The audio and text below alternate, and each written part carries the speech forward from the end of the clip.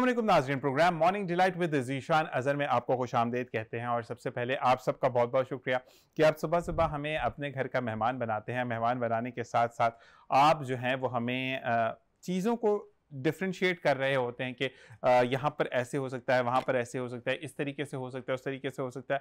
और नबी करीम सल्लल्लाहु अलैहि वसल्लम का इरशाद पाक भी है कि जो आपके साथ भला करे उसको हमेशा याद रखो। कभी भी इस चीज़ को इस टॉन्ट अप पे नहीं लेना चाहिए कि आप किसी शख्स का नाम क्यों लेते हैं, आप किसी शख्स के बारे में ज़्यादा बात क्यों करते हैं। मैं सिर्फ यहाँ पर एक शख्स के लिए बात ज़रूर करना चाहूँगा आज, क्योंकि आज से कुछ दिन पहले गालिबन हफ्ते का दिन था या जुम्मे का दिन था, उस शख्स से मेरी लड़ाई हुई। और लड़ाई होने के बाद फिर उसने एक जुमला मुझे सिखाया, और मतलब प्रीवियस लड़ाई में भी सिखाया था, लेकिन आज उसकी वजह से एक चीज़ जो ऑफिस में बहुत अच्छी हुई वो ये हुई कि प्रॉब्लम एक ऑफिस में चल रही थी जो कि शायद मैंने शेयर नहीं किया जॉब के हवाले से, लेकिन वो चीज़ फिर से दोबारा ओवरकम होने लगा उस चीज़ का। तो मुझे इस बंदे ने बताया कि रमीज़ ख़ान ने मुझे कहा कि चुप रहना सीखो, चीज़ें अच्छी हो जाएंगी। थैंक यू रमीज़ कि आपकी वजह से आज जो 4 दिन की मेरी चुप थी वो आज सामने क्लियर हो गई। लास्ट वाली जॉब जो बात हुई थी, थोड़ा सा मैं उसमें एग्रेसिव भी हो गया था, तो मुझे कुछ चीज़ें समझ भी आ रही है। लेकिन वो चीज़ कि आप जिसको सिखाते हैं उसके बाद अफसोस होता है कि आप जिसको सिखा कर लेकर आते हैं और वही आपकी तबीयत का नाजायज़ फ़ायदा उठाए कि आपकी तबीयत ख़राब है और उस पर आप लेकर आते हैं। तो जी आज जो है वो मेरा पीरियड जो 2 मंथ्स का है उससे भी मुझे निकाला जा रहा था, लेकिन फाइनलाइज ये हुआ कि अगर वो गलत होता तो वो चीखता चिल्लाता या कुछ करता, लेकिन वो चुप है, इसका मतलब वो गलत नहीं है। तो थैंक्स टू रमीज़ ख़ान कि जिन्होंने आज फिर एक दफ़ा मुझे साबित किया कि ही इज़ द वन जो कि मेरे शाना बशाना चलते हैं, चाहे वो मेरी तबीयत की बात हो, मेरे प्रॉब्लम्स की बात हो, मेरे घर के मसलों की बात हो या ऑफिस की बात हो। Thanks a lot. अच्छा जी, इसी के साथ साथ मैं बिल्कुल नहीं भूलूंगा entire team of Venus TV को जो कि वाकई में बैकअप करने में लगी हुई है जब से कुछ चीज़ें उनको पता लगी हैं। ख्वाह वो बच्चे हों, वो बड़े हों, वो हमारे मजीद आलम साहब वो हमेशा बैकअप करते रहते हैं। अगर हम फरहान इसरार की बात करें, हम नुमान भाई की बात करें, हम जावेद भाई की बात करें, तमाम लोग जो हैं हमारे जो भाई अदनान भाई हैं जो कि चीज़ों को लाइन अप कर रहे होते हैं, सुशान मुझे बता देना मैं कर दूंगा। तो ये चीज़ें वो हैं कि आप कभी भी डूब रहे होते हैं ना, तो ये वो लोग सारे होते हैं जो कि आपको मदद करते हैं, चाहे वो मेरा पीसीआर हो, मेरा एनसीआर हो, इवन दो हमारे जो सिक्योरिटी गार्ड्स हैं, हमारे जो भी जितने भी डोमेस्टिक स्टाफ के बच्चे हैं, तमाम अब्दुल रहमान सामने बैठे हैं, और साथ साथ जो चीज़ें हैं, तो जिसको कहते हैं ना कि हम जिंदगी में कोई ना कोई चीज़ें आगे बढ़ते, तो यही वो लोग सारे हैं। और जी इसी के साथ साथ हम ये कहेंगे कि चीज़ों को जब हम समेटते हैं तो समेटने के साथ साथ दूसरों की ज़िंदगी में जब हम खुशियों के चिराग लेकर आते हैं तो ज़िंदगी आसान होती है। अच्छा जी, मैं ये साथ साथ ज़रूर कहूँगा कि आप अपने लिए तो जीते हैं, जब किसी और के लिए जीना सीखें तो ज़िंदगी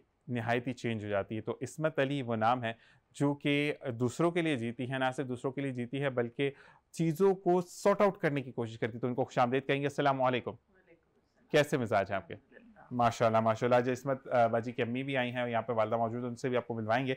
लेकिन पहले हम इस्मत बाजी से बात करेंगे, कैसे हैं आपकी तबीयत, कैसी चल रही है जिंदगानी? अल्हम्दुलिल्लाह, अल्लाह का बहुत करम है, बहुत शुक्र है उसकी जात का। ये बताएं कि गर्मी के कैसे हालात हैं? गर्मी तो एट इट्स फुल स्विंग। बिल्कुल यही है। और जो है वो मतलब आप बार बार भी शावर लेते हैं, यू फील लाइक आप इतना स्वेट कर रहे हैं। बिल्कुल ऐसा ही है। बस ये है कि पानी बहुत पिए। और पहले प्रोग्राम में भी हमने कहा था कि जब आप बाहर से आए और आपकी पूरी body you are drenched in sweat, तो उस वक्त आपने फौरन शावर नहीं लेना, फौरन बहुत ठंडा पानी नहीं पिए। बल्कि आज ही मैं पढ़कर बता रही थी, अम्मी से डिस्कस कर रही थी कि किसी ने बाहर से आके और फौरन अपने पाँव पर ठंडा पानी डाला। होता है ना कि you put off your socks और शूज़, तो आपको इतनी गर्मी और पसीना होता है, आप मोटर बाइक पे या गाड़ी में आ रहे हैं, तो ये चीज़ें जो कि फ़ौरन नुकसान पहुंचाती हैं और पैरालिसिस वगैरह खुदा ना खास्ता हो सकता है। इसलिए जो है बस ठंडा पानी पिए, जो बहुत ज़्यादा बर्फ़ डाल के नहीं पिए, जो आपको आम डिस्पेंसर में मिल रहा है, that is more than enough. बल्कि थोड़ा इस वजह से यहाँ पे एक बात और मैं कहूँगा कि बड़ी अच्छी बात कहती है जो कि साइंस ने प्रूव की कि आप जब एकदम गर्मी से तब पानी भी ना पिए, आप 2-4 मिनट कमरे के अंदर अपने आप को रिलैक्स करें, रूम टेम्परेचर पे अपनी बॉडी को आने दें, क्योंकि तपती हुई धूप से जब आप नॉर्मल, क्योंकि अगर एसी नहीं भी है तो कमरे का टेम्परेचर कदरे बेहतर होता है सूरज से, तो एकदम आपने पानी भी नहीं पीना। और अच्छा, आजकल एक बड़ी मिथ क्रिएटेड है, जब तक कलरफुल पानी होगा तो वो हमें डिहाइड्रेशन से बचाएगा, जबकि पानी तो आबे हयात है, उसके अंदर तो कुछ ना भी मिला तो वो आपको डिहाइड्रेट नहीं होने देता। जो पानी से प्यास बुझती है ना, वो किसी शरबत किसी चीज से नहीं बीती। एक तो सबसे पहले के सोडास बहुत अपनी लाइफ से माइनस करें, because they are making our bones porous. बिल्कुल ऐसे ही है। तो हड्डियों की तकलीफ भी है, हाय भी कर रहे हैं, लेकिन कोल्ड ड्रिंक से बाज नहीं आते। बिल्कुल। और पीते भी खाने के साथ हैं। बिल्कुल ऐसे ही, which is you know very very dangerous। बिल्कुल। तो बस पानी पिए। अगर ये जो आपने मीठा डाल लिया जितना, जैसे 12 टेबल स्पून जो है वो कोल्ड ड्रिंक में है, ठीक है, 12 टेबल स्पून ऑफ शुगर। तो अब आप अंदाजा करें कि आम बंदा भी पिए तो वो कैसे एकदम उसकी तबीयत हो जाएगी। और दूसरी तरफ ये है कि वो जो पानी है, अल्लाह ने उसमें शिफा भी रखी है, टॉक्सिन्स आपकी बॉडी से निकालती है, आपको हाइड्रेटेड रखती है। जब आप हाइड्रेटेड होंगे तो आपका मूड भी अच्छा रहेगा। आप देखें, जब आप बहुत थके हुए और अपने आप को ड्रेन आउट फील करें तो आपका दिल नहीं करता कुछ भी काम करने को। सो पानी जो है ये वाकई आबे हयात है। इसको ऐसे ही पिए, इसे कलरफुल नहीं किए। लीमू डाल लें, काला नमक डाल लें, ऐसी चीजें आजकल वो तुख्म बालिंगा क्या उसको बोलते हैं वो डाल लें, हाँ, या चिया सीड्स डाल लें। और but avoid too much of sugar intake. और कहते हैं कि एक कप के अंदर वाकई में 12 टेबलस्पून शुगर होती है, यानी आप तो वैसे ही मरीज बन गए शुगर के। और अच्छा, एक चीज है कि आपने ये देखा है कि जो इन्वेंट हुई थी बेसिकली सॉफ्ट ड्रिंक्स, ये किस वजह से इन्वेंट हुई थी कि वहां पर जो डिफरेंट कंट्रीज है, मतलब मुस्लिम कंट्रीज नहीं, नॉर्मल कंट्रीज में जहाँ पे मुस्लिम मतलब हलाल फूड का प्रॉब्लम नहीं होता, जिनको हलाल हराम में फर्क प्रॉब्लम नहीं है, तो उनके लिए ये बनी थी। और इसी के साथ साथ यहाँ पर ब्रेक का कहा जा रहा है, ब्रेक से वापस आएंगे फिर मजीद हम डिस्कस करेंगे इसी बात में। आपने कहीं नहीं जाना, देखते रहिए programme morning delight with Zeeshan Azhar.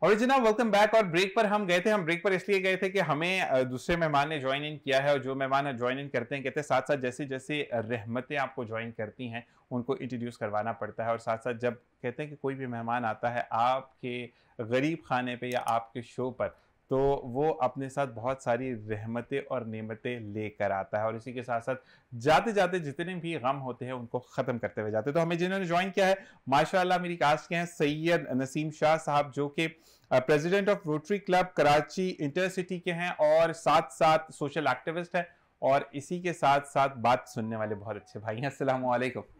कैसे मिजाज हैं आपके? अल्लाह का शुक्र। माशाल्लाह माशाल्लाह। इतने बड़े ओहदे पर फाइज होना और उसके बाद इतना डाउन टू अर्थ होना, कौन सा खाना खाते हैं, कौन सी सब्जी खाते हैं, जरा बता दें मुझे। असल में जो है ये इंकिसारी और आजिज़ी जो है ना, जी ये अल्लाह ताला को भी पसंद है, बिल्कुल, और बंदों में भी बड़ी महबूब है। अगर आप तो किस बात पे गुरूर करें, हमारे ये तो वक्ती चीज़ें होती हैं और इसमें कोई किसी किस्म का कोई गुरूर तकब्बुर, हाँ ये है कोई आपने वाकई ऐसा कारनामा अंजाम दिया है जो काबिल फ़ख्र है, तो वो चीज़ होती है कि हाँ भाई उस पर आप थोड़ा सा करना तो नहीं बनता, गुरूर तो नहीं बनता, लेकिन ये है कि वो एक थोड़ा सा एक एहसास तो रहता है कि हाँ भाई आम लोगों से अच्छा लगता है, लेकिन वो गुरूर करना, क्योंकि आप जैसी एंटर हुए, आपसे बात हुई, उसके बाद माशाल्लाह फोन पर भी जब वो चीज़ हो रही थी कि ये आ रहे हैं, बताया जा रहा था, तो वाकई में जैसा बोला था, मतलब बोला 50% गया था, 300% उससे ज्यादा हम्बल है माशाल्लाह। तो अल्लाह ताला आपको ऐसे ही रखे। इसी के साथ सदफ जान साहिबा मौजूद है जो कि इंटरनेशनल शेफ हैं और सेक्रेटरी हैं रोटरी क्लब इंटरसिटी कराची की, उनको भी खुशामदीद कहते हैं। अस्सलाम वालेकुम। कैसे मिजाज हैं आपके? अल्हम्दुलिल्लाह। आप लग रही हैं थोड़ी सी चुलबुली सी, पटाखा टाइप चीज होती है ना कि मैंने तो खाना नहीं बना देना, कोई मसला ही नहीं है, कुछ खराब हो, ऐसा ही है? ऐसे ही है, पक्की बात है। अच्छा ये बताएं कि हम अगर बात करते हैं शाह साहब आपसे, तो मुझे ये बताएं कि आपने भी काफी लोगों को देखा होगा, इंटरनेशनल लोग बैठे हैं, इंटरनेशनल चीजों की मैं बुराई नहीं कर सकता लेकिन वो है कि कुछ लोग कहते हैं कि हम तो प्योरली हाइजेनिक फूड खाते हैं बाहर का, तो इसलिए थोड़ा मिजाज में चेंजेस आ गई हैं, तो आपने कभी ट्राई नहीं किया? नहीं, ट्राई तो किया है, और दोनों चीज़ चलती हैं, घर का खाना भी चलता है और बाहर का भी। ज़ाहिर है ज़्यादातर मैं भी बाहर रहा हूँ कुछ अर्से, तो वहाँ ज़ाहिर है हमें तो बाहर का ही खाना, लेकिन ये है कि उसमें देखना पड़ता है कि ज़रा हाइजीनिक चीज़ दे। नहीं, मैं तकब्बुर के लिहाज से बात कर रहा हूँ, बात हमारी वही है। तो माशाल्लाह। अच्छा जी, ये मुझे ये साथ साथ ये बताएगा कि आप कितने अरसे से रोटरी क्लब के हैं मेंबर? मैं बताता हूँ। सबसे पहले तो मैं बताऊँ आपको कि मैं एडवोकेट भी हूँ माशाल्लाह, और उसके अलावा बैंकर भी हूँ माशाल्लाह, और उसके अलावा मैं कई तंजीमें ऐसी हैं इंटरनेशनल जो रजिस्टर्ड ऑर्गेनाइजेशन, उनका मैं सरबराह हूँ या जो भी मुताल्लिक हूँ। माशाल्लाह। मसलन एक कॉमनवेल्थ सोसाइटी ऑफ पाकिस्तान है, माशाल्लाह, मैं उसका मतलब सदर हूँ। ठीक है। Human rights society of Pakistan है जो एहसन ज़फ़र साहब जिसके वो, मैं उसका भी सिंध का सदर हूँ। माशाल्लाह। और इसके अलावा एक सबसे बड़ा मेरा है वो तहरीक नफ़ाज़ उर्दू पाकिस्तान का मैं सदर हूँ। माशाल्लाह, माशाल्लाह। डॉक्टर मुबीन अख्तर जिनका भी हाल ही में इंतकाल हुआ है, बिल्कुल बिल्कुल, वो ही हमारे सरपरस्त है और मैं तकरीबन 10-15 साल से मैं काम कर रहा हूँ उर्दू के लिए। जहाँ तक रोटरी की बात है तो इससे पहले मैं लियो क्लब होता है, लायंस क्लब के जो जूनियर लोग होते हैं उनका एक लियो क्लब होता है, तो मैंने लियो क्लब में था, फिर लायंस क्लब में आया, फिर एक जेसीज जूनियर चैम्बर इंटरनेशनल, ये भी एक इंटरनेशनल ऑर्गेनाइजेशन है, उसका मैं सरबराह रहा। फिर बाद में मैं गुज़िश्ता साल रोटरी क्लब कराची सिटी का सदर था, ठीक है। और अब इस साल मैं rotary club Karachi intra city का सदर हूँ। रोटरी क्लब का यह है कि रोटरी इंटरनेशनल है और उसके साथ एफिलेटेड होते हैं ये क्लब्स, ठीक है। तो हमारे ये मुख्तलिफ क्लब्स हैं, कराची में भी कई क्लब हैं, 200 से ज़्यादा ममालिक में इसके क्लब्स हैं, सही। और वो मिलकर हम लोग काम करते हैं, और दुनिया की सबसे बड़ी ये सर्विस और सबसे पुरानी सर्विस ऑर्गेनाइजेशन है। ज़बरदस्त। और इतनी बड़ी सर्विस ऑर्गेनाइजेशन है कि इसको जैसे यूएनओ में कंट्रीज़ को दर्जा हासिल होता है मुबस्सिर का, ऑब्जर्वर का, इस तरह रोटरी क्लब को एक दर्जा हासिल है कि वो ऑब्जर्वर हैं यूएनओ के। ज़बरदस्त, ज़बरदस्त। तो जी, और इसी के साथ साथ मुझे बताएं कि जो लोग इसको ज्वाइन करते हैं डायरेक्ट ज्वाइन नहीं कर सकते, आपने कहा कि मरहलावार आना है। जी। जबरदस्त, मतलब काफी मैंने भी सोचा था उसमें ये होता है कि अगर आप इंटरेस्टेड हैं तो दो सूरतें हैं, या तो किसी क्लब को ज्वाइन कर लें आप, या आपसे दोस्ती कर लें और या फिर ये है कि आप खुद भी एक क्लब फॉर्म कर सकते हैं। सही। उसकी कुछ टर्म्स एंड कंडीशंस होती हैं कि कम से कम 20 आदमी होने चाहिए, और थोड़ा सा ये एक्सपेंसिव ज़रूर है ये, क्योंकि आपको वहाँ शिकागो में जो हमारा हेड ऑफिस है वहाँ अपना सारा भेजना पड़ता है, तमाम पर्टिकुलर्स भी और तमाम जो भी इसका कंट्रीब्यूशन वगैरह भी है। तो ये एक बाकायदा चेन है, इंटरनेशनल चेन है, और जब आपको एक सोशल वर्क करना ही है तो आपको ज़्यादा ब्रॉड कैनवस मिल जाता है, तो आप ज़्यादा बेहतर अंदाज में। इसमें 2-3 चीज़ें बड़ी अहम हैं। एक तो फेलोशिप बहुत अच्छी होती है, ठीक है। इनके हर साल दुनिया के किसी न किसी कंट्री में कन्वेंशन होते रहते हैं, ठीक है। इस साल सिंगापुर में है, ठीक है, अगले साल कनाडा में होगा, ठीक है। इस तरीके से तो आपको फेलोशिप मिलती है। अगर आप किसी बिजनेस से मुताल्लिक हैं, कोई प्रोफेशनल हैं, तो आपको ऐसे लोग वहाँ बहुत मिल जाएंगे जो रोटरी की वजह से आप पे ट्रस्ट भी करेंगे, और एक रोटी एक पिन देती है, जैसे ये पिन लगी हुई है, ठीक है, तो इस पिन के साथ आप कहीं भी जाएंगे दुनिया भर में, तो वहाँ जो भी रोटरी के लोग होंगे वो आपको ड्यू रिस्पेक्ट देंगे और आपको पूरा ऑब्लाइज करेंगे। मैं छोटी सी मिसाल दे रहा हूँ आपको कि अभी बादशाह जो है इस वक्त यूके का, वो भी रोटेरियन है। जबरदस्त। जब वो वोट टेकिंग हो रही थी तो वो बाकायदा रोटरी का बैज लगाया बता, और कराची में भी हमने उसकी कोरोनेशन सेरेमनी की है यहाँ, सही सही, जिसमें बरतानिया के भी आए थे कुछ लोग, उसके अलावा भी और कई ऐसे। तो कॉमनवेल्थ का भी ये भी है कि वो जितने भी हमारे 52-54 कंट्रीज़ हैं इस वक्त, ये वो कंट्रीज़ हैं जो एक ज़माने में बरतानवी नौआबादियात में शुमार होते थे और अब वो इंडिपेंडेंट है। सही। तो वो रोटरी उन तमाम मुल्कों में ज़्यादा फ़ाल है, सही, कॉमनवेल्थ के ममालिक में और यूरोप के ममालिक में। ठीक है। तो इस तरीके से आपको ज़्यादा बेहतर काम करने का मौका भी मिलता है और आपके कॉन्टैक्ट्स भी बढ़ते हैं। अगर आप कोई बिजनेसमैन है तो अपने बिजनेस को भी आप फ्लूट कर सकते हैं, अगर आप प्रोफेशनल हैं तो अपनी सर्विसेज भी आप वहाँ दे सकते हैं या वो आपको हायर कर सकते हैं। तो ये एक आपको अच्छा मौका मिलता है। सोशल सर्विस के साथ साथ आपकी प्रोफेशनल और आपकी ग्रूमिंग का भी बहुत मौका मिलता है। डन हो गया सदर जी, इसका मतलब आपने तभी रोटरी को ज्वाइन किया कि मैं अच्छे खाने बनाती हूँ, क्यों ना मैं रिकॉग्नाइज भी हो जाऊँ, ऐसी बात है? ऐसा कुछ नहीं है, फिर आपकी जरा नवाजी है कि उन्होंने मुझे रोटरी बड़ी माशाल्लाह टैलेंट है। मैंने कहा इनसे दोस्ती करना तो खुद ही रोटरी मिल जाएगा। सही है, जब आप अभी ये बोल रहे थे तो मैंने कहा बिल्कुल 101% आप सही बोल रहे हैं। जबरदस्त। अच्छा ये बताएं कि कितने अरसे से आप शेफ एज एन शेफ सर्व कर रही हैं?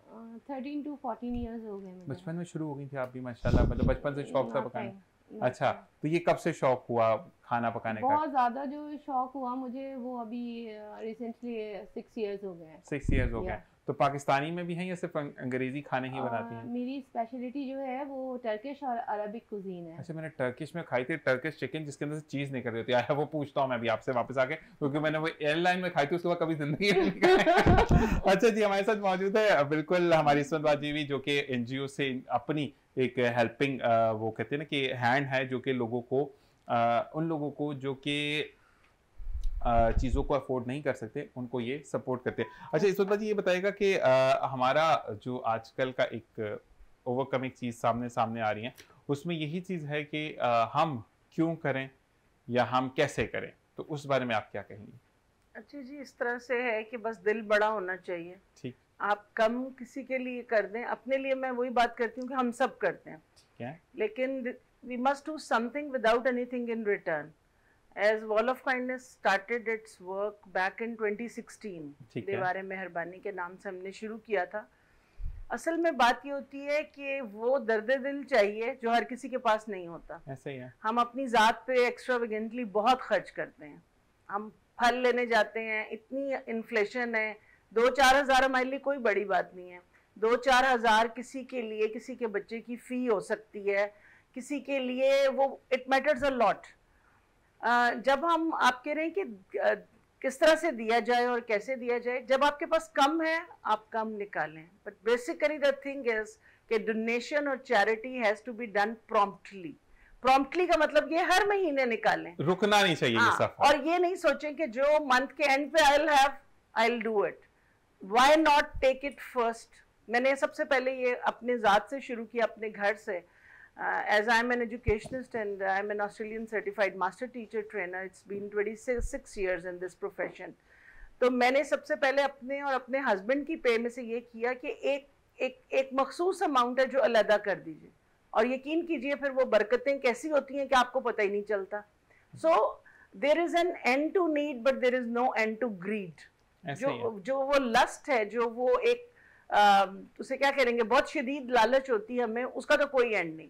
सो दूसरों के लिए सोचें। अब जो दौर है ना, वो ऐसा दौर है कि बहुत ज़्यादा इन्फ्लेशन की वजह से बहुत ज़्यादा हालात ख़राब हैं। ऐसा ही है। लोग खुदकुशियाँ कर रहे हैं, लोगों के पास खाने को नहीं है। अब हमारी बड़ी ईद आ रही है, तो हमारी कोशिश ये होगी कि हम लोग गोश्त के पैकेट्स बनाएंगे और हम लोगों के डोर स्टेप्स पे देने जाएंगे।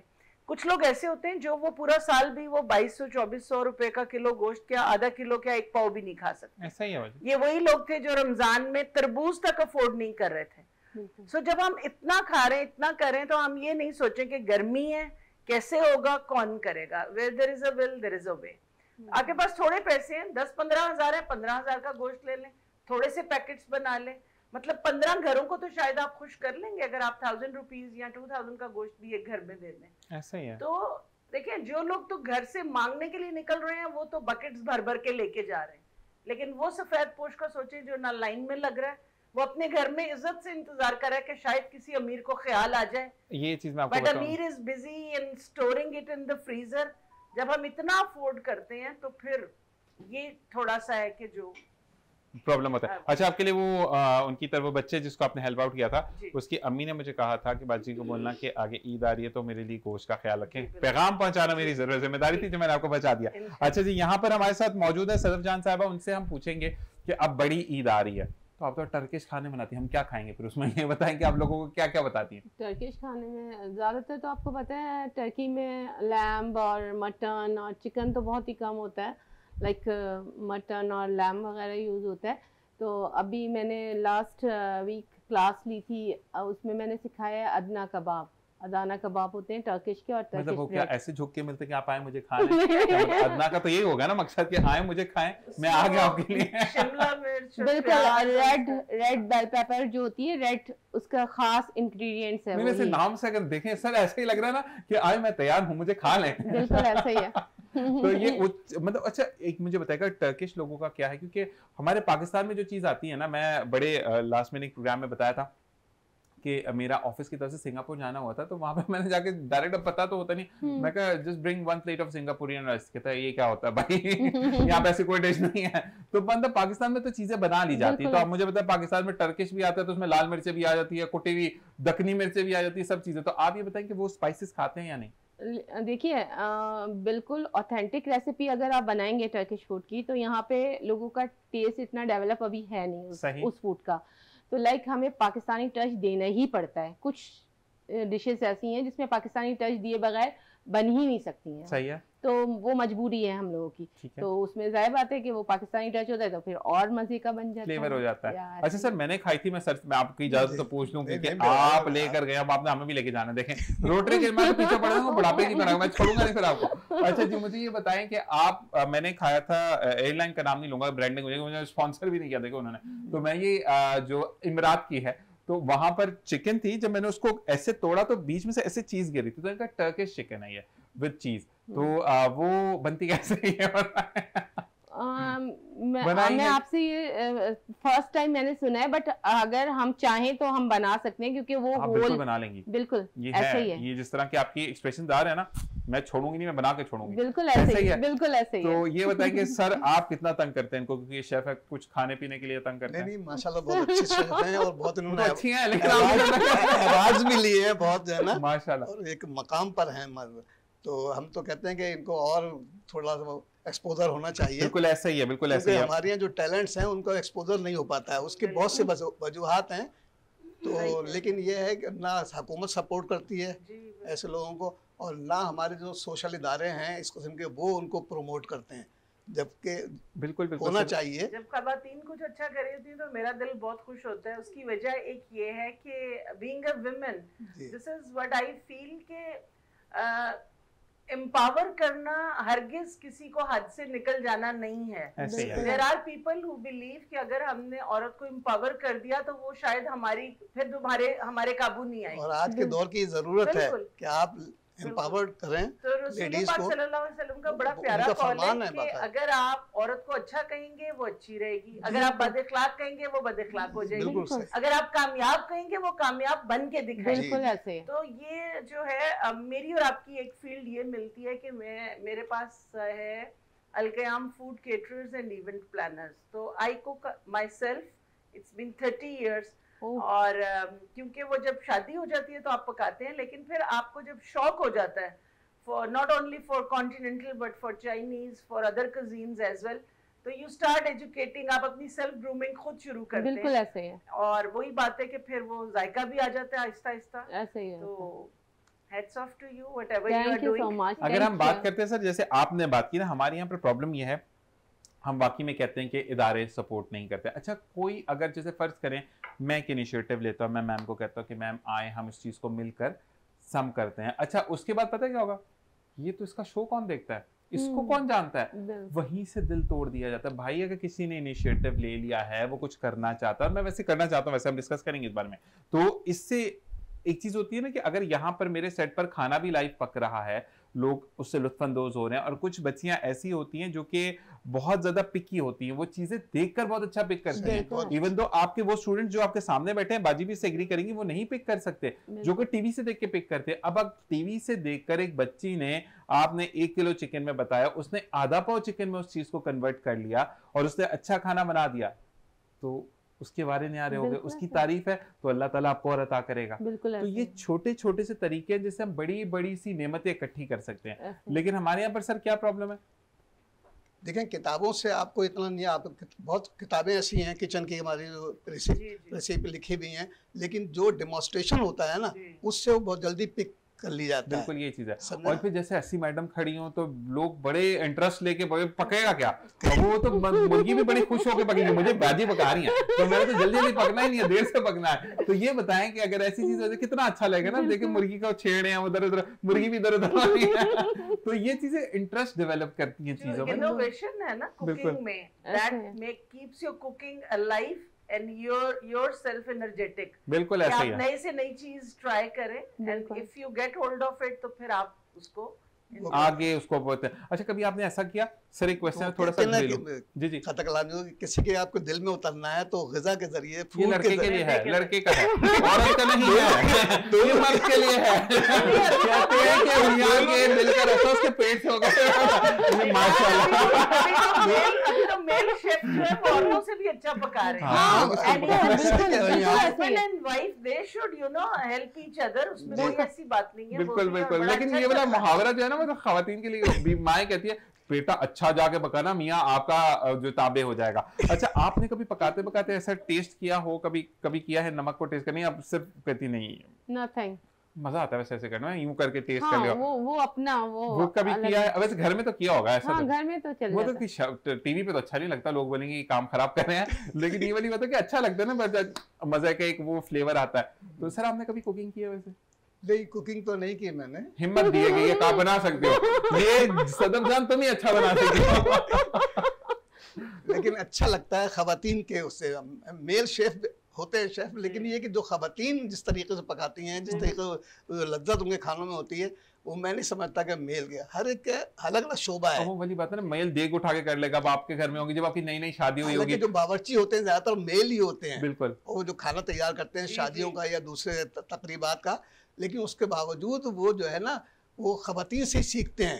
ऐसा ही है। और उसके बाद कहीं जाके प्रैक्टिकली उसको डेमोंस्ट्रेट करते हैं। माँ की गोद से आपका सफर शुरू होता है, बिल्कुल। और वो जो गोद है ना, वो जिसको मैसर होती है वो बड़ा कामयाब होता है। वो किसी भी कदर करने वाला होना चाहिए। वो कहते हैं ना कि हर माँ, एक मुझे बड़ा अच्छा एक मेरे कजन ने जुमला कहा था कि अगर मेरी माँ डकैत भी है ना, वो डाके मारती है, ठीक है, लेकिन मेरी जन्नत उसके पाँव के नीचे है, उसने अपना हिसाब खुद देना है, मुझे अपना हिसाब देना है। तो ये चीज है कि अपनी माँ की कदर करें, क्योंकि बड़ी बाजी मैंने देखा था कल या परसों, आंख से गुजरा था एक मंजर कि मतलब मैं फजर की नमाज के बाद देख रहा था, तो वो वाली चीज होती है, वो आप एनर्जेटिक टाइम होता है ना, ऑफिस के लिए गो आउट हो रहे होते हैं सब, तो उस माँ ने जिस तरह से सकते हुए बोला था ना कि मैं दिल से बदवा नहीं देती, लेकिन बेटा बहुत याद आता है, और वो सिर्फ अपनी बीवी के चक्कर में छोड़ के आया था। और ऐसे बेटों के लिए मैं ऑन एयर कहूंगा, मुझे बुरा माने या अच्छा माने, कि आपके बच्चों ने ना ठुड्डे मारे आपको, तो आप याद रखिएगा।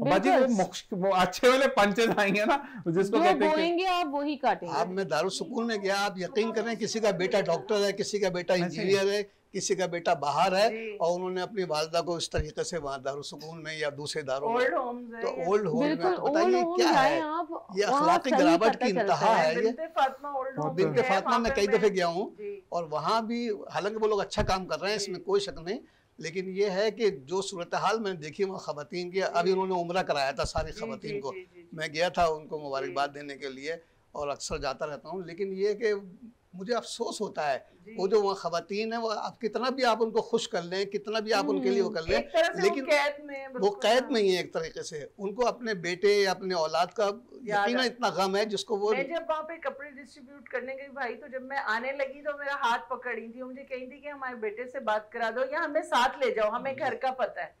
तो फिर उन्होंने सबको पकड़ा वगैरह किया, और जब मैं निकली तो मेरी बाकायदा आंखों में आंसू थे। मैंने को कहा कि उसमें से एक थी जो कह रही थी कि मेरे बेटे के पास 35 लाख की गाड़ी है, वो 35 लाख की गाड़ी रखना अफोर्ड कर सकता है, लेकिन मुझे बर्दाश्त नहीं करता। ये देखिए, तो इतना दिल को दुख हुआ कि ये पैसा, ये चीजें, कितने लोग हमारी आंखों के सामने से जा रहे हैं। अल्लाह ताला सबको जिंदगी से दे, इवन यंग्स, ऐसे ना कच्चे पक्के अमरूद टूट जाते हैं। यहाँ पर इन लोगों के लिए नहीं, इन लोगों के लिए ये भी फरमान है ना कि दुनिया में इन्होंने सब कुछ हासिल कर लिया, आखिरत में अल्लाह से तवक्कुल ना रखें। एक ओल्ड होम में बड़े साहब ने कहा कि देखो भाई मेरा फ़ोन नहीं काम कर रहा है, ज़रा इसको चेक कर लो। उसको चेक किया तो वो तो सही था। हमने कहा सही है।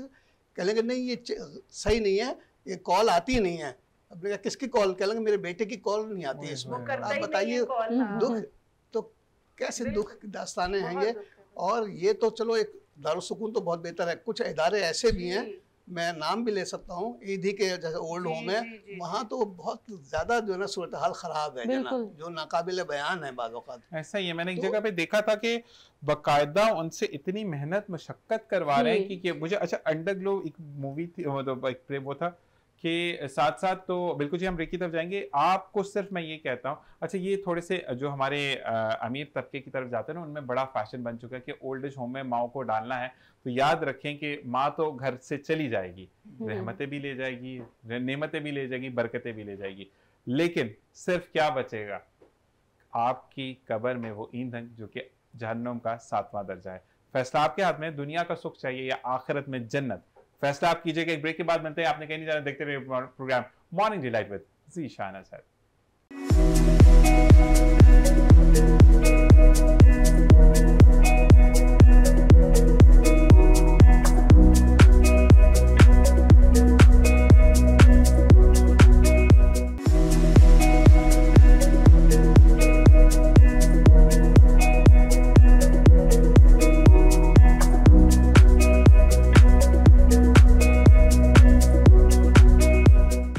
Welcome back. और जाते जाते ब्रेक में जब मैंने था तो मैंने कहा सर आपको कुछ बुरा तो नहीं लगा, कह रहे हैं I am enjoying the show. तो सर ऐसी बात है, पक्की बात है, मैंने दोस्ती करनी है आपसे पक्की वाली, मुझे रोटरी में आना। अच्छा जी, अब मुझे ये बताएं कि आप जो हैं वो हम, क्योंकि इस्मत बाजी हमारी एक एवरी वेडनेसडे हमारे साथ होती हैं, और हम सॉरी एवरी फ्राइडे, और साथ साथ जो हम वो बात करते हैं कि हमारी जो निज़ाम एक साथ चलता है, इनको बिठाने का सिर्फ एक मकसद ये है कि अगर किसी बच्चे को इतनी सी शर्म भी आ जाए ना कि वो अपने घर वापस किसी को, अपनी माँ को ले जाए, अपने बाप को ले जाए, या कोई बड़ी बहन भाई हैं उनको ले जाएं, तो हमारी शहबाजी मेहनत वसूल हो जाएगी यहाँ पे। अच्छा जी, हम सर की तरफ आते हैं। मुझे ये बताएं कि आप कौन कौन से ममालिक घूम कर आए हैं? मैं दुनिया के बेशतर ममालिक गया हूँ। अकेले गए हैं? देखें, लेके नहीं गए आप साथ? वो एक दफे शकील आदिलजादा सबरंग के जो मुदीर हालत है, उनसे मेरी बात हो रही थी, तो कहने लगे शाह साहब अब इतना वक्त भी नहीं है और इतने मसाइल भी नहीं है कि दुनिया आप जा सकें, लेकिन अगर आप मौका मिले तो आप इंडिया ज़रूर जाएं। सही। और वहाँ आपको आधी दुनिया में मिल जाएगी। और वाकई जब मैंने इंडिया का 1 महीने का दौरा किया, कई रियासतों में गया मैं, तो वहाँ मैंने देखा कि हर नस्ल के, हर तबके के, हर फ़िरक़े के, हर ज़ात के लोग मौजूद थे, और वो बहुत ही मुहिब वतन थे सब लोग। ये मुझे अच्छा लगा। ठीक है, हमारा एक मुल्क जो है उससे हमारे इख्तलाफात हैं या हमारे उससे वो नहीं है, लेकिन जो वहाँ के लोगों में एक स्पिरिट है ना, वो बड़ी काबिल कदर है।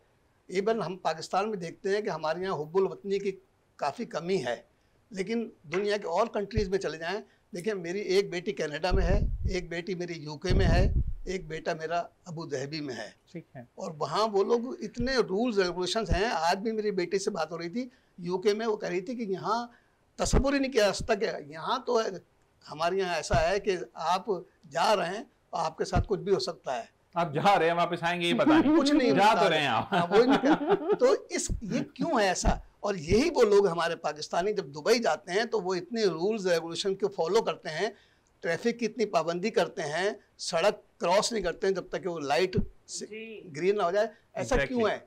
और वो यहाँ जब आते हैं तो पान की गुटके भी थूकते रहते हैं। और एक अजीब सा मतलब ये कि ऐसा क्यों है, ओन नहीं करते ना। हमारे यहाँ पर मसला ये है कि ओन, देखिए बाहर आपको ओन करवाया जाता है, देख रहा ना ज़ीशान, लेकिन आपकी अपनी एक डिग्निटी ये है कि मैं एक पब्लिक वॉशरूम में मैं यूज करके आऊँ, मैं दूसरे के लिए किस हालत में छोड़ रहा हूँ। लेकिन हमारे यहाँ ये चीज ओनरशिप नहीं। मैं दुबई में था तो वो मेरे हाथ में कोई बिस्कुट का पैकेट था, तो इत्तेफाक से वो रैप और जो है ना कहीं नीचे गिर गया। एक बच्ची छोटी सी कहीं देख रही थी, वो आई, अंकल ये आप उसको डस्टबिन में डाल दें। देखिए कितना, छोटी सी बच्ची थी बहुत ही, तो इतना सेंस है उनमें। और एज ए नेशन तो, और वो इसलिए तरक्की भी कर रहे हैं माशाल्लाह। मैं आपको एक वाकया सुनाऊंगा। मैं ट्रैवल कर रहा था फ्रॉम यूके टू पाकिस्तान, तो क्योंकि उन्हीं की निजी एयरलाइन में मैं ट्रैवल कर रहा था, तो हमारे से आगे जो सीट पर थे वो एक खातून बैठी थी, एक काले साहब बैठे थे, वो कहाँ के थे मुझे पता नहीं, और उनके साथ 2 बच्चे बैठे थे, मतलब साइड पर थे ना। अच्छा, बच्चे बीच में थे, वो साइड पे थे, तो जैसे बच्चों ने ना ड्रिंक्स वगैरह पी, सॉफ्ट ड्रिंक पी, तो वो गिरा दी ना। अच्छा, वो वॉशरूम चले गए। अच्छा, वो खातून जो है वो साफ़ करने लगी, तो उस बंदे ने कहा, उसने कहा तुम्हारा काम तो नहीं है, ये कैबिन क्रू का काम है। उनसे बोले इसके ऊपर कवर डाल देंगे, कुछ करेंगे। उस खातून ने एकदम से उसको बोला, उसने कहा तुम ब्रिटिशर हो? उसने कहा नहीं। उसने कहा जितना क्रू है ये भी ब्रिटिशर नहीं है, लेकिन मैं ब्रिटिशर हूँ और ये मेरी मुल्क की चीज़ है, इसकी मैं मालिक हूँ, इसको मैं नहीं संभालूंगी, तुम कभी भी नहीं संभालोगे। इतना प्यारा तमाचा मारा उस बंदी ने कि मैं अगर इसकी कदर नहीं करूंगी तो आप लोगों में से कोई इसकी कदर नहीं करेगा, क्योंकि वी आर नॉट ब्रिटिशर्स। तो आप अपनी चीजों को ओन करना सीखे। पूछे उन लोगों से, फलस्तीन में जो लोग हैं जिनके ऊपर कब्जा हुआ हुआ, पूछे कश्मीरियों से जिनका, आप कहीं पर भी जाते बुराई करते हैं, पासपोर्ट आपका ग्रीन ही है, आपकी पहचान वही है, तो हम उसको कदर की जहाँ तक बात है तो हमारे यहाँ हम लोग अपनी भी कदर नहीं करते हैं। अगर अपनी कदर करना शुरू करें तो ये जो हरकतें होती हैं या इस किस्म की जो इरेगुलरिटीज होती हैं ये ना हो पाएँ। सबसे पहले तो चाहिए कि इंसान को अपनी कदर करे कि उसने जो मेहनत की है, इतना किया है और आगे बढ़ा है, उसका एक मकाम बनाया है, तो उसको अगर अपनी कदर नहीं करेगा तो दूसरे तो नहीं करेंगे। लेकिन वो अपनी कदर भी नहीं करते हैं हमारे यहाँ के लोग, तो मुझे ये शिकवा है। तो बस क्या करा जाए, इसमें किसी एक का शख्स का कसूर नहीं है बल्कि मजमूई तौर पूरी कौम का ही हमारे। बिल्कुल यही चीज़ है। जिसमें भाई आपसे मैं बात करूंगा कि माशाल्लाह आप डोनेशन देती हैं, सब कुछ देती हैं, कभी आपने ऐसा किसी को रोक कर बोला कि भाई ये लाइट जल रही है, इसका स्विच भी बंद कर दें, ये भी हमारी ही नुकसान है? अच्छा, मैं अपनी बेटी को छोड़ने जाती हूँ, क्रीक कैंपस में वो पढ़ती है एएस लेवल में, और तकरीबन 7:30 पे या 7:45 पे मेरा ख्याल है मैं निकलती होंगी, क्योंकि 8 o'clock उसकी क्लास शुरू होती है और एट टाइम्स 8:30 पे होती है, और उनका 8:30 तक भी DHA फेज 8 में जो है वो पूरी की पूरी लाइट्स, जो लैम्प पोस्ट है वो जले होते हैं। अब बात ये कि जिसकी भी रिस्पॉन्सिबिलिटी है, 8:30 is full sunlight in summers, तो आप जो कोई भी है जिसकी भी जिम्मेदारी है वो इतना, मतलब एक ये छोटी सी एग्जांपल है। बाकी तो हम अपने घर में भी कोशिश करते हैं कि भाई बहुत ज्यादा जो है वो आप बिला वजह जाया नहीं करें, लेकिन ये वहाँ बिल आता है ना, वहाँ तो दबा के बिल आ जाता है, फिर आखिर में हम दिमाग पकड़ के बैठ जाते हैं कि किधर से पे करें। अवेयरनेस होनी चाहिए, आप कहीं पे भी देखें तो आप कोशिश करें, और जिसको आदत होती है ना वो वैसी हो गया, आपको टैप भी खुला नजर आएगा, आप बिल्कुल गुजरते हुए आप उसको बंद करेंगे, तो ये तो एक बिल्कुल कॉमन सेंस। एक सेकंड लगता है बंद करने में। हाँ, मैं बारिश के टाइम पे सबको खुद भी मना करता हूँ, मैं प्रोग्राम्स में भी ये कहता हूँ कि भाई बारिश के टाइम पे, क्योंकि हमारे यहाँ पर अर्थ सिस्टम नहीं है कि जिसका करंट लग जाएगा आपको प्रॉब्लम है, वहां दूर है, लेकिन आप नॉर्मल गर्मी में भी दूर रहते, ये समझ नहीं आती, थोड़ा सा मुझे प्रॉब्लम है जी। हम आएंगे सदफ की तरफ। सदफ, आप कौन कौन सी कंट्री घूम कर आई हैं? मैं यूएस, यूके और अच्छा, बोल तो ऐसे नहीं, मैं अभी छांगा मांगा थोड़ा सा, उसके आगे मैं हैदराबाद चली गई थी, नवाब शाह से होते ही वापस आई हूँ। यूके तो 10 टाइम्स जा चुकी हूँ। आप भी अकेली गई हैं? अच्छा, आपने ये अपनी जो सर्टिफिकेशन थी ये कहाँ से की? मिडिल ईस्ट से। मिडिल ईस्ट से? या। और ये कितने ड्यूरेशन की थी? एक 3 इयर्स का है, एक 2 इयर्स का है। And what it is called, like कोई स्पेसिफिक है, लाइक और दे डू ऑल मेडिटेरेनियन और एवरी काइंड ऑफ डिश?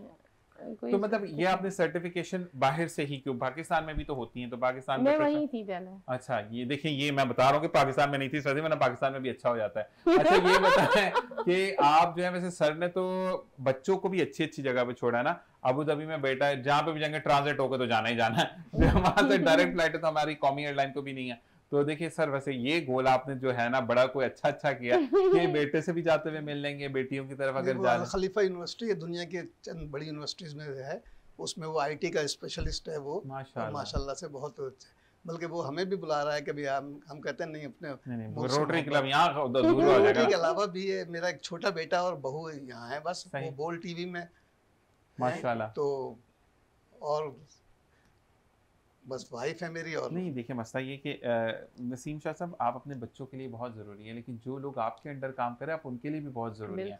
वो इदारे आपको, आपके कहते हैं ना कि देखें, अपने बच्चों को चलाना तो वो फर्ज है, पैदा क्यों किया था आपने, पैदा किया, आपका काम है बच्चों को पालना। ना ही अगर आप किसी अपने बच्चों को पालते हैं, उनकी तालीम करते हैं या तरबियत करते हैं या उनको ब्याह देते हैं, तो वो आपका फर्ज है, वो बोलना आपका हक ही नहीं है। लेकिन जो इदारे आपसे एसोसिएटेड हैं, जो लोग आप पे ट्रस्ट करते हैं, जो रोटरी वाले पाकिस्तान की बेस पर आप पे ट्रस्ट करें, तो फिर अब हम लोग क्या होगा, आप ये बताएं। अगर आप चले जाएंगे तो बेटे नहीं बुलाना आपने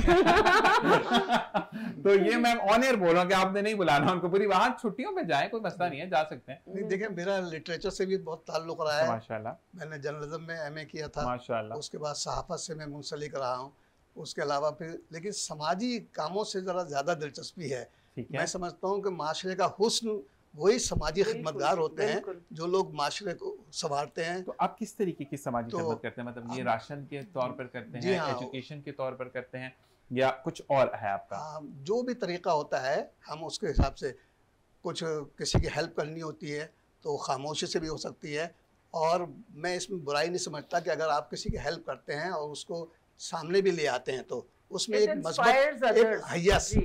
मज़बूत पहलू ये होता है कि आप दूसरों को इंस्पायर करते हैं कि वो भी, है ना। हालांकि एक तस्वुर ये है कि नहीं आप इस हाथ से दें तो उस हाथ को खबर नहीं हो, वो ठीक है अपनी जगह पर। कुछ मामलात ऐसे होते हैं जहाँ आपको ये करना पड़ता है, लेकिन अमूमी तौर पर लोगों को मोटिवेट करने के लिए ज़रूरी है कि आप इस किस्म की तकारीब भी करें और इस तरीके से लोगों को बताएं भी कि भाई ये माशरे के लिए बहुत ज़रूरी है। लेकिन नसीम भाई, मैं यहाँ पर एक बात कहूँगा, हमारे यहाँ पर ना हम वो लोग हैं जो कि माजी को नहीं भूलते। जैसे फ़र्ज़ करें, मैंने इस्मत बाजी से भी ये बात की थी कि 3 साल मैंने आपसे राशन मांगा, घर का किराया मांगा और मैंने अपनी दवाइयों के लिए, बच्चों के लिए मैंने मांगा, ठीक है। 3 साल बाद मेरी स्ट्रगल को देखते हुए अल्लाह ताला ने मुझ पर रहमत कर दी। अब मैं उन लोगों में से हूँ कि जो मैं आके आपको बोलूँ, नसीम भाई मेरी तरफ से भी 5 बैग्स बनवा दीजिएगा, तो आपने ये कहा कि आज जो है वो ज़ीशान तुम भी आकर खड़े हो, क्योंकि लोगों को हिम्मत आएगी कि तुम जो हो पहले लेने वालों में से थे, अब देने वालों में से हो। तो सबसे पहली आवाज है, अभी ये कहाँ से आ गया, इसने जरूर कोई गलत काम किया होगा। हलाल का तो कार्ड वाला लड़का था जिसको के वो मैंने एक प्रोग्राम में बताया था कि एक लड़का था, उसको वही जो चिंगची टाइप मोटर बाइक होती है उसके पीछे एक लोहे का वो लग जाता है, वो शायद हमने उसको कुछ लगवा के 40-50,000 में लग गया था। वो ही used to put vegetables in it और वो बेचता था। और 1.5 साल बाद कोविड टाइम में जबकि सबके ऊपर मुश्किल थी, उसका मुझे फोन आया, उसने कहा कि बाजी आप मुझे अपना नंबर बताएं, मैं 5,000 देना चाहता हूँ, आपने मुझे 40,000 दिए थे, अब मैं इस काबिल हूँ कि मैं हर महीने आपको 5,000 दूंगा। तो मुझे इतनी खुशी, उसने कहा मैं मंडी से लेके आता हूँ और मैं दुकानों पे देता हूँ, और अब वो कार्ड के बजाय मैंने अब एक वैगन खरीद ली है। तो आपका दिल क्या है कि मैंने स्क्रैच से शुरू किया है। देखिए, एक दर्द दिल ये होता है कि आप उस फेज से गुजरे हैं ना, आपको उस तकलीफ का एहसास। बिल्कुल ऐसा ही। तो उसने कहा कि अब मैं देने वालों में से बनना चाहता हूँ, तो ये भी एक बहुत अच्छी बात है। नहीं, दुनिया में 2 बड़े समाजी इदारे हैं, एक लायंस क्लब है और एक रोटरी है। दोनों में फर्क क्या है? लायंस क्लब वाले किसी नीडी की हेल्प करना हो तो उसको जो भी कैश दे देते हैं खामोशी से। रोटरी वाले कहते हैं कि नहीं, हम कैश नहीं देंगे, बल्कि आपको कोई छोटा मोटा बिजनेस करा देंगे। तो ये ज्यादा बेहतर है। नहीं, लेकिन नसीम साहब इसके अंदर भी होता है ना, लोगों में वो नहीं होता। हमारे यहाँ पर अगर देखिए, अगर आप किसी यूके की बात कर लेते हैं, वहां पर अगर आप किसी की हेल्प करते हैं, एक आपने पाउंड दिया तो दूसरा 10 पाउंड देगा, कोई 20 पाउंड देगा, कोई आधा पाउंड भी देगा, सेंट्स भी देगा कोई। वहां पर लोग समझते कि नहीं यार ही इज अ नीडी, ठीक है। लेकिन अगर वही शख्स 2 महीने बाद आकर 100 पाउंड भी दे रहा तो लोग खुश होते हैं कि यार मेहनत की है इसने। हमारे यहाँ पर एक ताना आ जाता है, नहीं इसने तो गलत, कोई 2 नंबरी तो इसने की होगी, वरना इतना डाउट किया जाता है ना, ट्रस्ट नहीं किया और अप्रिशिएट नहीं करते। तो मैं इसलिए एक बात और बता दूंगा, अमूमन जब रमजान का महीना आता है तो ज़कात के लिए बड़ी अपीलें होती हैं। ज़कात के लिए ये है कि आप ना मस्जिद को दे सकते हैं, ना किसी सोशल इदारे को दे सकते हैं, ना किसी और ऐसे उसको दे सकते हैं, मुस्तहिकीन तक पहुंचाइए। ज़कात का उसूल ये है कि आप उसको दें जो खुद उसका मालिक हो। मस्जिद का मालिक अल्लाह ताला है, तो इसलिए मस्जिद में नहीं है। सोशल इदारे जो हैं उसमें बहुत से लोग होते हैं, उसका कोई एक मालिक नहीं होता है, समझना। जो मालिक होता है मुखय्यर हज़रातों में से एक होता है। इस किस्म के हमारे यहाँ जितने सोशल इदारे हैं वो ज़कात भी लेते हैं और बाकायदा ये करते हैं, जबकि मजहबी लिहाज से ये हाँ वो तो अलग बात है। तो ये सब पर्सनल हो गई। मैंने कहा मैं लिख दूं अगर सोशल मीडिया पर तो मेरे पीछे लोग पड़ जाएंगे कि भाई आप क्यों हमारा रोजगार। देखिए, जो हमारे यहाँ पे पता है क्या नसीम भाई, आप जैसे लोग कम होते हैं जो कि सच बोलना जानते हैं ना। देखिए, हमारे जिस दिन आपका कहते हैं ना कि आप जिस दिन ईमान पक्का कर लेते हैं, मैं फिर कहते हैं ना कि दोस्त मेरा तो मुझे हमेशा कहता था कि मैंने अल्लाह पर छोड़ दिया, और वाकई में छोड़ देता है। हमारे दिल में, मेरे दिल में भी डाउट होगा, नहीं होगा, ऐसा होगा। वो हमेशा मुझे कहता है कि जी डोंट गो ऑन इट, अगर अल्लाह को बोल दिया तो होगा वो काम, देर से होगा सवेर से होगा, होगा जरूर। तो बस अल्लाह ताला हमें कामिल ईमान वाला बनाए। God delays are not denials।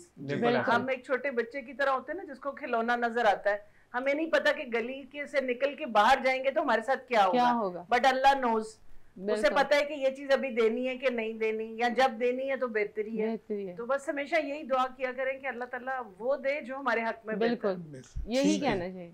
अच्छा, मुझे ये बताएं कि आप क्या कहती हैं जब आपको कोई ऐसा बंदा मिलता है कि आप डोनेशन दे दें या कुछ ऐसा कर दें, तो आप नसीम भाई को फोन करती हैं या खुद डील करती हैं? नहीं, मैं खुद ही डील करती हूँ। लाइक मैं सोशल एक्टिविस्ट भी हूँ। जबरदस्त। जी हाँ, बहुत सारी NGOs के साथ मिलके वो भी काम भी कर रही हूँ। जबरदस्त।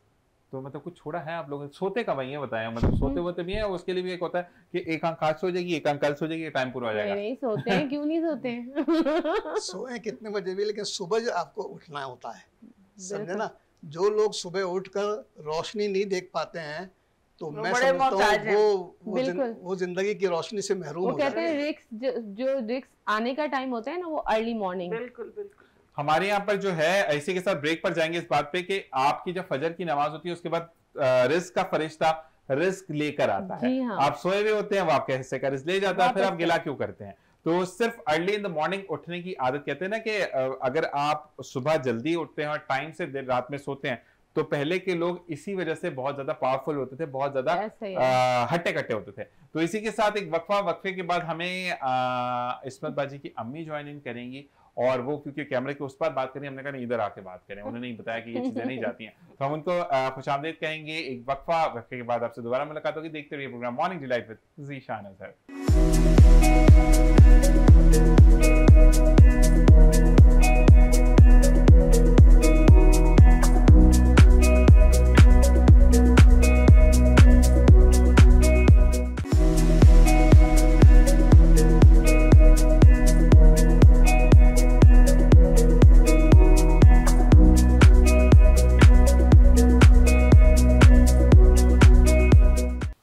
Welcome back. और हम ब्रेक में अम्मी को सेटल डाउन कर रहे थे, उनकी माइक वगैरह सेट हुआ तो शगुफ्ता बुखारी साहिबा ने हमें ज्वाइन इन किया है। हम आंटी बोलेंगे, अच्छा नहीं लगता बड़ों का नाम लेना। जी अस्सलाम वालेकुम। वालेकुम अस्सलाम। कैसे मिजाज है आपके? अल्लाह का शुक्र। आप भी ऐसे गुस्से वाली जैसे इस्मत बाजी हैं या थोड़ी सी हैं आप? अब तो गुस्सा खत्म हो गया। मतलब पहले आपने भी बोतल में बंद करके रखा होता है, कभी होता था बोतल खोलती थी गुस्सा बाहर, जब कभी आतिश जवान थी। तो फिर क्या करती थी गुस्से में? क्या करती, कितना मार खाई है इस्मत बाजी, जरा आप बताएं तो सही। वो सब बच्चों की होती है। नहीं आप नहीं बोला, आपने बोला, आपने बोला, आपने बोला, बताएं बताएं। बस मुझे गुस्सा आता था, इनके वालिद साहब को नहीं आता था, मुझे आता था। एक ना एक और ये डरते थे मुझसे। आंखों वाली बातें तो नहीं करती, अब इधर बैठ जाओ, उधर चले जाओ, ऐसे आंखों से इशारा? नहीं बस मेरा जरा रोब होता था, रोब होता था, और मैं मारती भी थी। तो लग रहा है तो 10 लग रहा है कि मेरा गाना ना करे।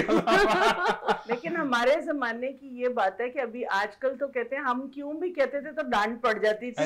अब तो जो है बच्चे को आप क्यों कहें तो वो, हमने बच्चों को वोकल तो किया है लेकिन हमने उनको ओवर स्मार्ट भी कर दिया। बिल्कुल, मैं उर्दू जुबान में बदतमीज कर दिया। बड़ी थिन लाइन है जो है किसके बीच में, दोस्ती में और बदतमीजी में। बिल्कुल ऐसे ही। वो इस पे एक शेर मैं आपको सुनाऊं? बिल्कुल बिल्कुल। तज़ही को इल्तिफात में रहने दे इम्तियाज। क्या बात। तज़ही को इल्तिफात में रहने दे इम्तियाज, यूं मुस्कुरा न देख के हाँ मुस्कुरा के देख। क्या बात, क्या बात। तो एक बारीक सी लाइन है बस, तज़ही को इल्तिफात में। सही कह। बिल्कुल यही चीज, और यही चीज आपको डिस्टिंग्विश करती है फ्रॉम द पीपल जो कहते हैं ना कि आप, बड़ा एक मिसाल होती है पढ़े लिखे जाहिल, वो लोग होते हैं जो पढ़ तो बहुत जाते हैं लेकिन तहजीब नहीं आती उनको, और उनमें अल्लाह ताला हमें ना रखे। और बिल्कुल जी, मैं ये जरूर बार बार कहता हूं कि आपकी जिंदगी में माँ बाप तो सिखा देते हैं लेकिन मुआशरा आपको तल्ख बनाता है। मैं इस चीज को भी मानता हूँ कि आपके हालात आपको तल्ख बनाते हैं, लेकिन आपकी जिंदगी में एक दोस्त ऐसा होना चाहिए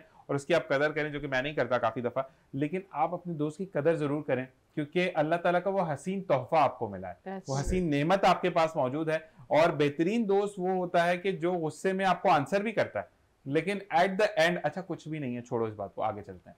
तो वो दोस्त होना बेहतर है। नसीम भाई, आपके कितने दोस्त हैं वैसे, ऐसे कोई है? नहीं, इत्तेफाक से बहुत बड़ा हल्का है मेरा। नहीं, एक लेकिन ये है कि चंद होते हैं सही मानो मुखलिस दोस्त। तो बहरहाल ये सदफ भी हमारी दोस्त हैं, और थोड़ी जहनी हमआहंगी होती है ज़रूरी दोस्त के लिए। और यह है कि जब कोई वक्त पड़ता है तभी देखा जाता है दोस्तों का।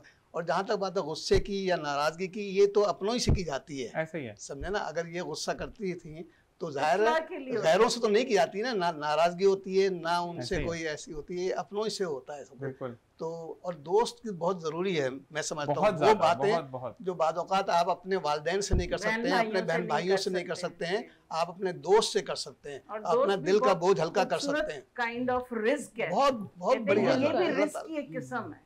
और मैं अच्छा तो अपने के दोस्त के लिए कहता हूँ कि मैं तो अधूरा उसके बारे में। तो वो चीजें कि आपको बिल्कुल, तो आपकी सदफ कितनी बड़ा हल्का, वैसे कहते हैं लड़कियां आपस में जेलस होती हैं, ये बात सही है गलत है? सही है। ऐसा तो इसने ग्रीन कलर पहना, इसने क्यों पहन लिया, इसने क्यों पहना था, आज मैंने पहना था, ऐसा करती हैं आप?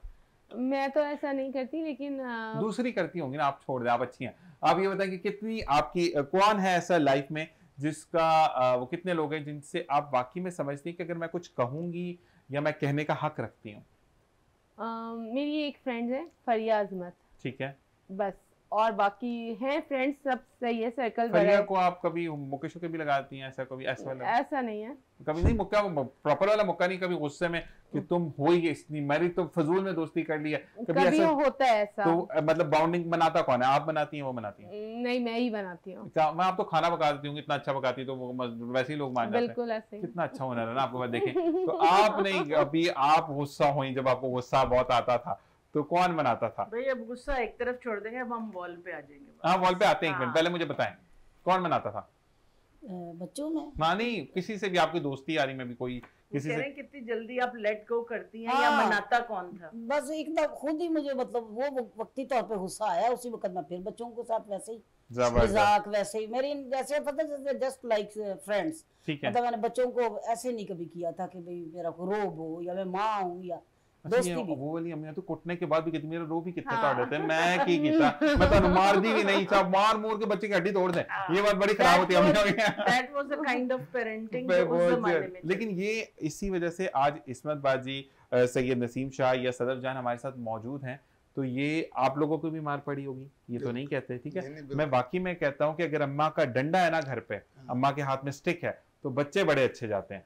जिसकी बात मैं करूंगा कि अगर इस्मत बाजी के दिल में है कि मैं वॉल ऑफ काइंडनेस या काइंडनेस ऑफ वॉल पे हम बात करते हैं या जो भी है, दीवार मदद को सोचना भी तरबियत है।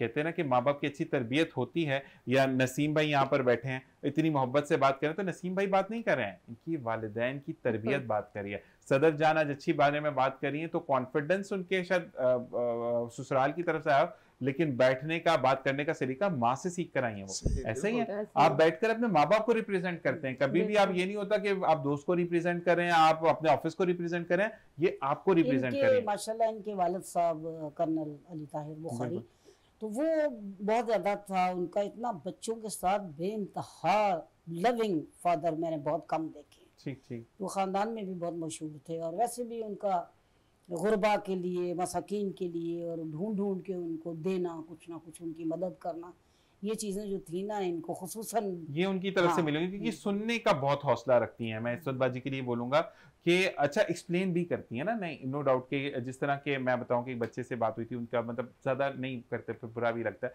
लेकिन उसने कहा कि मुझे फ्रिज चाहिए, तो उन्होंने कहा कि भाई लाइट तो आती नहीं, फ्रिज की जगह हम तुम्हें कुछ और नेमा बदलना दें। अब उसको समझाना, उसको सुनना और उसके लिए बात करना, कंसर्न रहना उसके बारे में, तो ये इनको वालिद की तरफ से मिला। देखिए वही जैसे अम्मी बता रही हैं, बल्कि ये खुद भी बहुत से लोगों की हेल्प करती हैं जिनका हमें नहीं पता। जब हमारे वालिद इस दुनिया से चले गए तो भी बहुत से लोग थे जो अफसोस करने आते थे, और बहुत से थे वो ये कहते थे कि वो हमें राशन पहुंचाते थे, हमें ये हमें वो। तो लोग अब्बू पे इस तरह ट्रस्ट किया करते थे। लाइक मेरे फादर जो थे वो डायरेक्टर एंटी करप्शन थे वेबडा में, कंप्लेंट्स एंड इन्वेस्टिगेशन, वेबडा पुलिस में रहे। फिर वो डायरेक्टर रहे लाहौर चैम्बर्स ऑफ कॉमर्स माशाल्लाह। तो वैसे वो कमांडेंट रेंजर्स रिटायर हुए थे आर्मी से।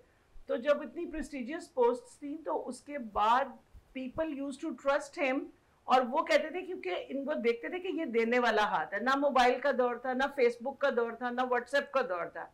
ये वो दौर था जब हम स्कूल में थे, हम कॉलेज में थे। ये खत वाला दौर था ना, जो अगर मैं गलत, अब वो हम किसी को भी देखते थे, जो मैंने आपसे एक वाकया एक कोट किया था कि दोपहर को 3 बजे अब्बू आए, और वो बहुत जिस तरह like probably he was in his 60s at that time, और हम छोटे थे। और मेरी बहन ने आके जल्दी से उन्हें ड्राइंग रूम में बिठाया और पानी दिया, और अब्बू आप इतनी गर्मी में कहाँ चले गए थे? तो उन्होंने कहा कि वो एक नर्स है जो मैंने आपको बताया था कि उसने गली के आगे पर्दा लगाकर एक बंद गली के आगे अपना घर बनाया हुआ है, and she is probably 60 years old, और उसके पाँव इतने ज़्यादा शुगर की वजह से पूरे के पूरे क्या उसे जख्म बन गए हैं कि वो चल नहीं सकती, और उसको कोई खाना पहुंचाने वाला नहीं है। ये राशन मैं उसको देकर आया हूँ। तो 3 बजे का टाइम और लाहौर की दोपहर की गर्मी जो है, दैट वाज अनदर एक्सट्रीम। तो मैंने सिर्फ ये, और my father used to write, उनका ड्राइंग रूम में एक टेबल होता था, बहुत बड़ी लाइब्रेरी होती थी, वो किताबों का बहुत शौक रखते थे। और वो कहते थे कि जैसे आप लिटरेचर की बात करें, मेरा सब्जेक्ट इंग्लिश लिटरेचर है, और मैं इंग्लिश लिटरेचर की लेक्चरर भी रही हूँ। इट्स बीन 26 years में बच्चों को लिटरेचर, लेकिन मैं कहती हूँ लिटरेचर के बॉर्डर्स नहीं होते। मैं उर्दू भी उतनी खूबसूरती से पढ़ती हूँ, शौक से, पंजाबी भी, बल्कि आप किसी भी जुबान में। तो मैंने जब वालिद को करते हुए देखा, जब मैं शौहर के घर आई और जब मैंने ये 2016 में वॉल का काम शुरू किया, तो मैंने उनको भी उतना ही हमदर्द पाया, उन्होंने मुझ पर ट्रस्ट किया। हाँ, ये होता था कि शाम से पहले आप घर वापस आ जाएं। ये ज़िशान जो है, ये इसका ये था कि जी आपने आना है, तो हमेशा ही होता था कि मेरा जो बैटमैन है वो बस मेरे साथ आ जाता था। कपड़ों की डिस्ट्रीब्यूशन हो गई, या इकरा यूनिवर्सिटी में बच्चे पढ़ते हैं, उनकी फ़ी देने का हो गया, या मेरी कोशिश होती कि मैं डोर स्टेप पे पहुंच जाऊं। तो ये सारी चीज़ें जो हैं ये अम्मी और अब्बू से इनहेरिट की हैं, इसमें मैं कुछ भी नहीं हूँ, बल्कि जो गलतियां सब मेरी हैं और जो अनायात हैं वो सब इनकी दुआएं हैं। माशाल्लाह, ये बेटी की मोहब्बत होती है, कहते हैं ना कि बेटी फॉरएवर है, बेटा तो साढ़े मुझे किसी ने इसकी सहेलियों में से जब मैं पिछली दफ़ा आई हूँ तो कहने लगी कि मुझे बड़ा शौक था कि इस्मत की अम्मी को मिलूं।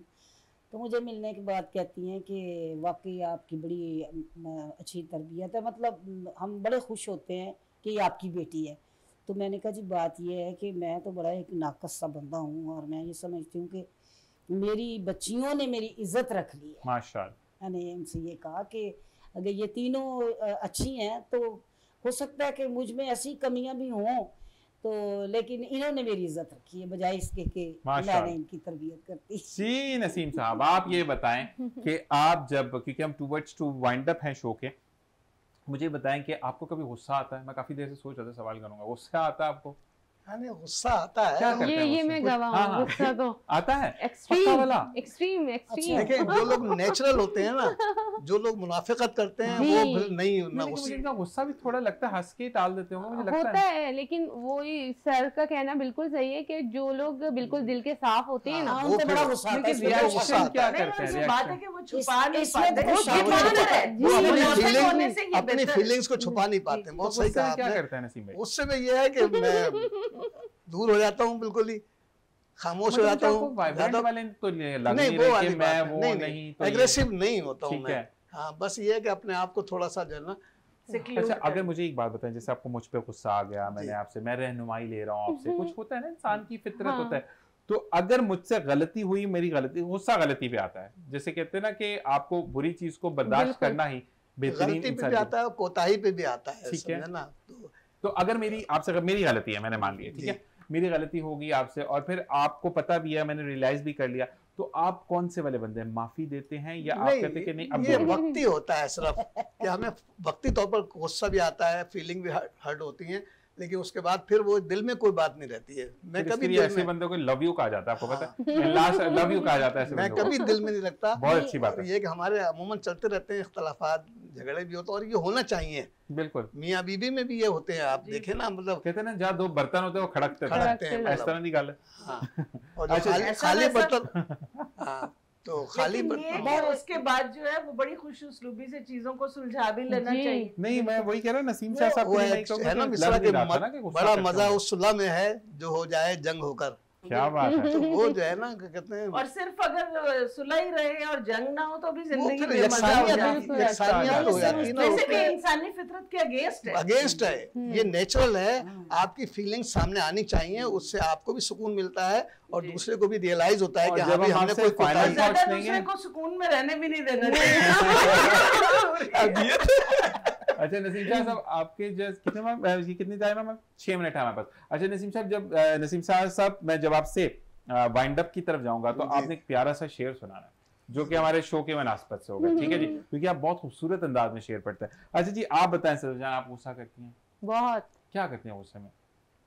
गुस्से में चिकन की जगह करेले पका देती हैं? क्या करती हैं? गुस्सा निकालती हूँ, थोड़ा शाउट करती हैं जी। मतलब थोड़ा सा करती हैं, कहती मैं थोड़ा सा, फिर थोड़ा सा वॉल्यूम बढ़ाती है, फिर थोड़ा सा बढ़ाती है? नहीं, थोड़ा करती हूँ शाउट, उसके बाद फिर थोड़ी देर का, 2 मिनट का होता है टाइम देखकर, मतलब 2 मिनट से नीचे नहीं है, कम नहीं होता, 2 मिनट से ऊपर नहीं होता। ये देखिए, ये होते ही लड़कियां अच्छी वाली, मतलब 2 मिनट प्रॉपर है, मतलब 2 मिनट आप बाहर चले जाए, आप बोतल शोतल पी के, सॉफ्ट ड्रिंक पी के बाहर से आ जाए तो आप सही हो जाएंगे। बिल्कुल। अच्छा ये बताएंगे, अगर गुस्सा नहीं सही हो रहा मतलब बार बार कहते हैं कि गुस्सा इटसेल्फ क्या चीज है कि आप वो चीज दोबारा सोचते हैं। तो अगर आपको दोबारा सोच आ रही होती है तो फिर क्या करती हैं? जगह तब्दील करती हैं, कहीं घूमने चली जाती हैं? कुछ नहीं, ऊपर अपने बेडरूम में जाती हूँ, 5 मिनट के बाद घूम के फिर नीचे आ जाती हूँ। हाँ, बेडरूम में अगर कहते हैं ना खिल रहा हुआ होता है तो फिर कहते हैं ये साफ कौन करेगा, नीचे जाएगा, अच्छी बात है। अच्छा, मैं आपको बताऊं, गुस्से में सफाई बहुत मजे की होती है। ये कहने की बात है। मैं believe you me, this is what I have, रात को 1 बजे भी आप खोल लें कबर्ड अपनी, ठीक करें, शदीद गुस्सा होगा किसी चीज पे जो आपको सोने नहीं दे रहा, फॉर एग्जाम्पल,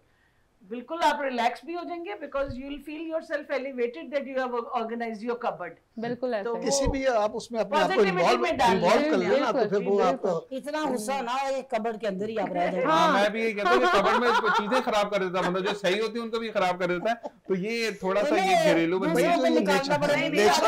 अपने गुस्से को पॉजिटिविटी में लेकर आए, वरना it is going to damage yourself. किसी का नुकसान नहीं है, हमें ही बाद में रिग्रेट अपना ही नुकसान होता है जो गुस्सा, और बाद में हम ही रिग्रेट कर रहे हैं। मैं आपको बताऊं 90% मेरा जहाँ तक तजर्बा है उम्र के लिहाज से, तो 90% से ज्यादा, मेरा ख्याल 95% जो है वो औरत को ही सैक्रिफाइस करना पड़ता है। ऐसा ही है, चाहे वो कोई भी सोसाइटी, मुझे नहीं पता। मर्द जो है ना बेचारा फिर सारी उम्र ही सैक्रिफाइस करता है, तो उसके आगे मैं समझता हूँ जिसको ताल्लुकात रखने मकसूद होते हैं ना, वो सैक्रिफाइस करता है। ऐसा ही है, जिसको तो छोड़ के चाहे वो मर्द हो या औरत हो, तो ये है हाथों से ताली बजती है। आपको दोनों पहियों को अच्छे तरीके से काम करना होता है। जी, हम टुवर्ड्स टू एंड है। सबसे पहले हम अमी जी की तरफ जाएंगे और ये पूछेंगे कि आज की नौजवान नस्ल को आप क्या नसीहत करेंगी, वो लड़का है या लड़की है?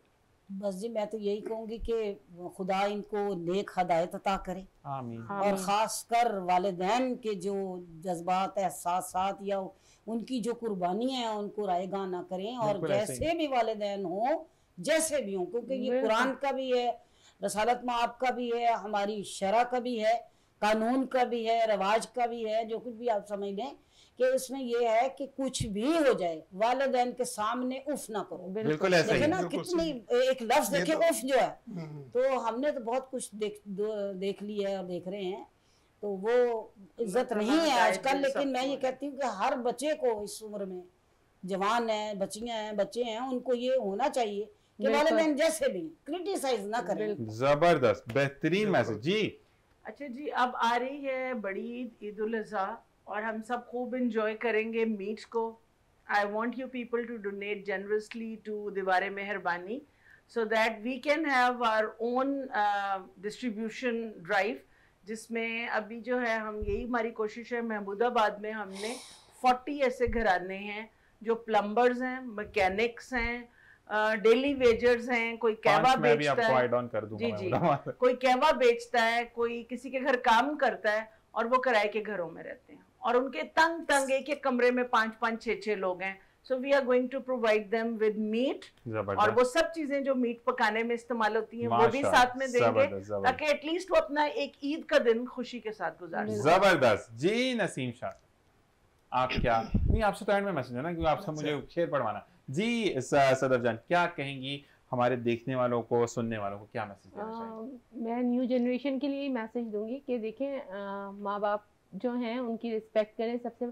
और ये जो हम मदर्स डे मनाते हैं ना, लाइक कोई डे एक खास नहीं होता मदर्स के लिए, सब दिन, बिल्कुल हर दिन, और माँ का नेमुल बदल कोई है ही नहीं। बिल्कुल ऐसा ही है। तो जिनकी हैं वो कदर कर लें, और जिनकी नहीं है उनको पता है कि माँ क्या होता है, उनको बाद में नहीं। नसीम भाई, मैं ये भी कहूंगा कि जिनके सर पे माँ बाप की छत नहीं है ना, उनको पता है, उनसे पूछेंगे क्या होते हैं माँ बाप।